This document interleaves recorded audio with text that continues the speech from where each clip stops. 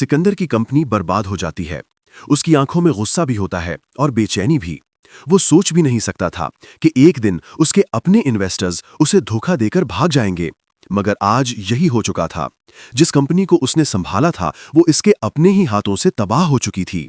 फरीद हमदानी ने समझाया भी था, बेटा ये इन्वेस्टर्स सही नहीं हैं, मगर सिकंदर ने किसी की ना मानी। सिकंदर का दिमाग जल रहा होता है।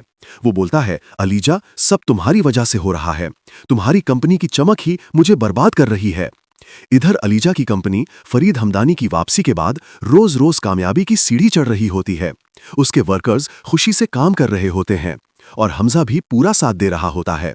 ये सब देखकर सिकंदर का दिल और ज्यादा जलन से भर जाता है। एक रात वो अपने आदमियों को बुलाता है और धीमी आवाज में कहता है, अलीजा की कंपनी में आग लगा दो। आज इसे एहसास होगा कि उसने किसको दुश्मन बनाया था। अगली सुबह कंपनी के बाहर धुआं उठ रहा होता है। लोग भाग भागकर आग बुझा रहे होते हैं। हमजा सदमे में होता है, मगर अल्लाह का करम यह होता है कि नुकसान बहुत कम होता है और सब लोग बच जाते हैं। फरीद हमदानी फौरन पुलिस को बुला लेते हैं और जांच शुरू करवाते हैं। कुछ ही घंटों में सीसीटीवी, कॉल रिकॉर्ड्स और सारे सबूत उनके हाथ लग जाते हैं। पुलिस ऑफिसर जब कॉल करके बताता है तो फरीद साहब गुस्से से भर जाते हैं। वो कहते हैं, ये सब सिकंदर ने किया है। अब इस घर में कोई इसके जुर्म को नहीं छिपाएगा। इसी वक्त पुलिस सिकंदर के घर पहुंच जाती है। घर के तमाम लोग हैरान रह जाते हैं। पुलिस उसके हाथ पकड़कर कहती है, सिकंदर आपको हमला करने, आग लगाने और हफीज साहब की जान लेने के जुर्म में गिरफ्तार किया जा रहा है। सिकंदर चीख कर बोलता है, कोई सबूत नहीं है, ये सब झूठ है। मगर फरीद साहब आगे बढ़ते हैं और कहते हैं, सबूत भी हमारे पास है और तुम्हारी जिंदगी भर की सच्चाई भी। जैसे ही पुलिस सिकंदर को ले जाने लगती है, अलीजा उसके सामने आती है। उसका चेहरा सख्त होता है, आंखों में आंसू चमक रहे होते हैं। अलीजा धीमी मगर तेज आवाज में कहती है, सिकंदर तुम पूछते थे ना कि मैं कौन हूं, तुम्हारी दुश्मन क्यों हूं। आज सुन लो सिकंदर, मैं अनुषा की छोटी बहन अलीजा हूं। हाँ, वही अनुषा की जिसे तुमने बर्बाद किया था, जिसकी जिंदगी छीन ली थी। सिकंदर के पांव कमजोर पड़ जाते हैं, उसकी सांसें तेज हो जाती हैं। वो हकलाते हुए कहता है, नहीं ये झूठ है, ये मुमकिन नहीं।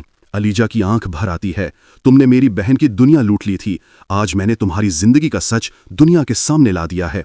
पुलिस उसे ले जाती है और सिकंदर की आंखों में सिर्फ डर, पछतावा और हार होती है।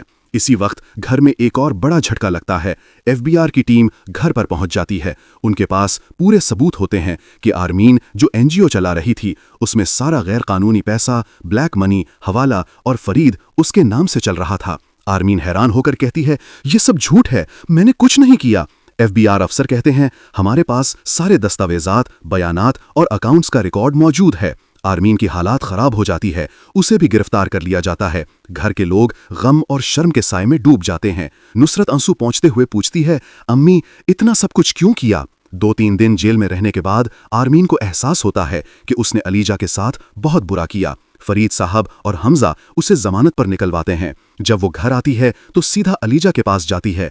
आरमीन रोते हुए कहती है, बेटी मैंने तुम्हारे साथ बहुत जुल्म किया, मुझे माफ कर दो, तुम्हें अंधेरे में खो गई थी। अलीजा हल्की मुस्कुराहट के साथ कहती है, अम्मी जो हो गया सो हो गया, अब घर को फिर से जोड़ते हैं। अलीजा उसे गले लगा लेती है। घर में सालों बाद सुकून की हवा चलती है। नुसरत और दीम के रिश्ते की बात घर में चलती है। फरीद साहब दीम के घर वालों को बुलाते हैं। लड़का शरीफ, पढ़ा लिखा और अच्छी फैमिली का होता है। सब लोग रिश्ता मंजूर कर लेते हैं। शादी की तैयारियां पूरे शौक से होती हैं। आरमीन भी पहली बार दिल से खुश दिखाई देती है। निकाह का वक्त आता है। नुसरत और दीम एक दूसरे का हाथ थामकर मुस्कुरा रहे होते हैं। घर वाले दुआएं दे रहे होते हैं। इधर जेल में सिकंदर एक कोने में बैठा होता है। फिर कोर्ट का फैसला आता है, मिस्टर सिकंदर तमाम सबूतों और गवाहों को देखते हुए आपको सजाए मौत दी जाए। वो सिर्फ एक ही बात बोल पाता है, अनुषा मुझे माफ कर दो। घर अलीजा आंसू पोंछकर मुस्कुराती है। हमजा उसके कंधे पर हाथ रखकर कहता है, अलीजा तुमने अपनी बहन का बदला भी लिया